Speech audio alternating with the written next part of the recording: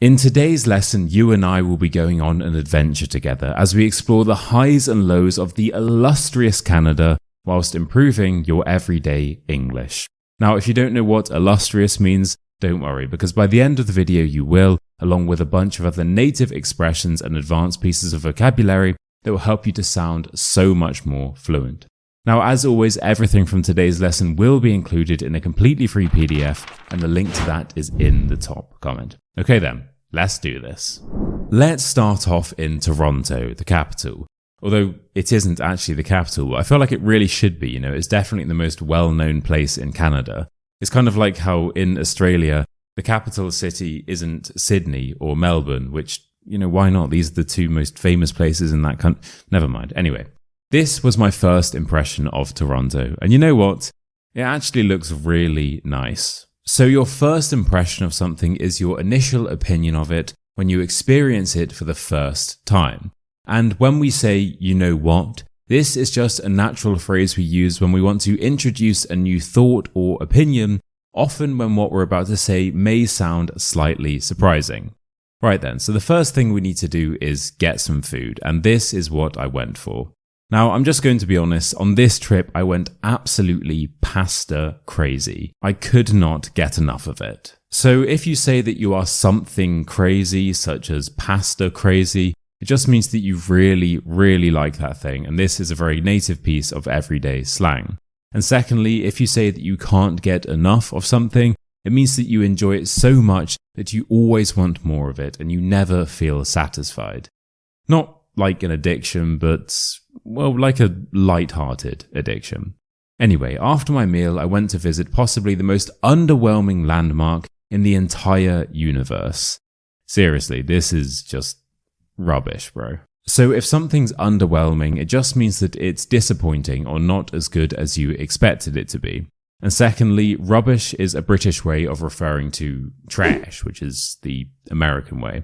Or, as is the case here, it can also be British slang to say that something isn't very good.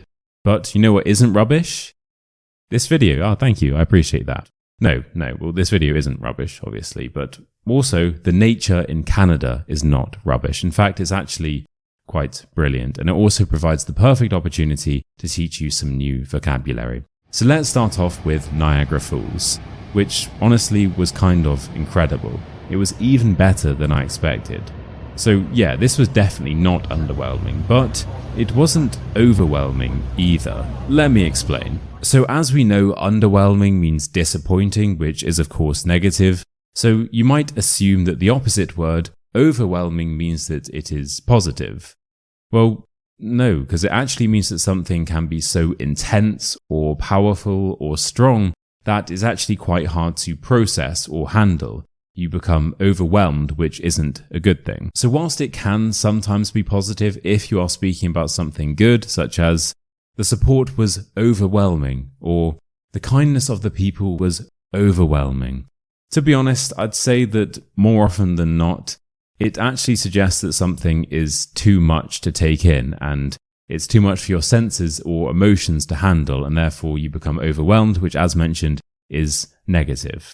So for example, a very natural way of using this would be, the noise in the city was overwhelming, or the amount of work I had to do was overwhelming. So in these examples, it's not positive. It means there's so much happening that it feels difficult to cope with. Anyway, let me just show you a few more shots of nature, and in this case, shots refers to video footage or photos of something, and then we will find some natural and native ways to describe them.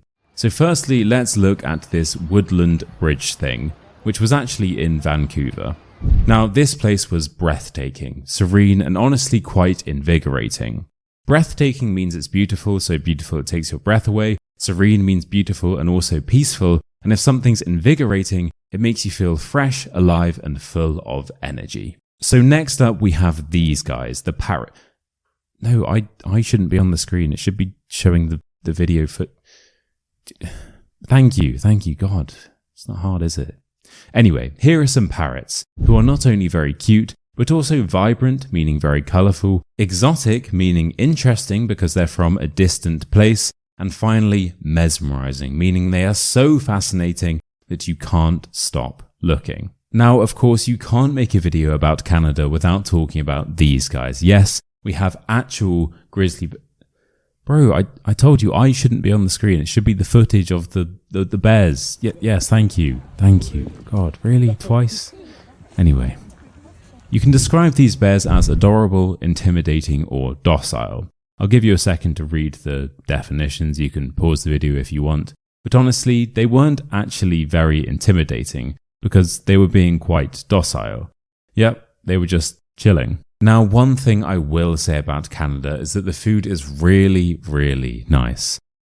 Yes, it's tasty, it's delicious, it's unreal, it's exquisite, and those are the most common ways of saying that food tastes nice, all with slightly different nuances, which you can see on the screen now. So, apart from the tasty food, what else is there? Well, let's wrap up by looking at some small, random, everyday things, starting with this pizza vending machine. Yep, that's pretty cool. I thought these only existed in Japan, to be honest. We also have this extremely weird and realistic sculpture of some people, which honestly really scared me the first time I saw it. We have loads of cute things, which, you know, I'm all about. That's kind of my vibe. And last but definitely not least, we have alcohol. No, wait, that's bad. Food. Oh, no, wait, we've already done that. Art. We have art, okay? And I'll put some of that on the screen now. Very nice. Anyway, you may have noticed that I used the phrase last but not least.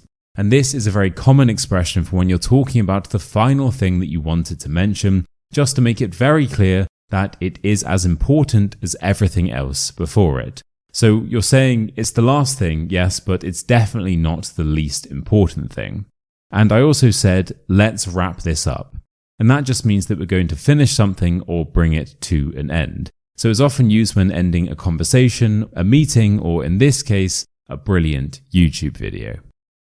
Yeah, so overall, Canada is great. It's full of lovely people. Toronto is fun, vibrant, crazy, and exciting, whereas Vancouver is boring, and I'm joking. I actually prefer Vancouver, and it isn't boring at all. It's just more chill, relaxed, but there is still a lot going on. In fact, I'm genuinely considering moving there.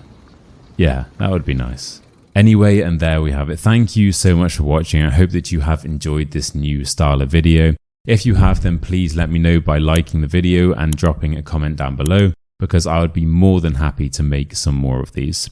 Now, as mentioned, I would highly recommend checking out the free PDF as well. The link is in the top comment and it includes all of the expressions, some more examples and some detailed explanations, so it's definitely worth checking out. So all you need to do is hit the link, enter your email, and I'll instantly send it to you. Yeah, sorry, you do need to give me your email address. There's no such thing as a free lunch, buddy. And that will be the final expression in today's video. There's no such thing as a free lunch, and that just means that you can't get something for nothing. Everything has a cost, and in this case, the cost is you giving me your email address. But don't worry, I'm not going to spam you with a load of annoying emails. But every Tuesday, I will send you a fun newsletter. It's great, honestly. It's one of the best things that I do. Right then, thank you so much for watching. Remember to like, subscribe, and comment down below, and I will see you very soon for another video. Cheers. By the way, illustrious means that something is very well known, admired, or respected. Yeah, I almost forgot to teach you that.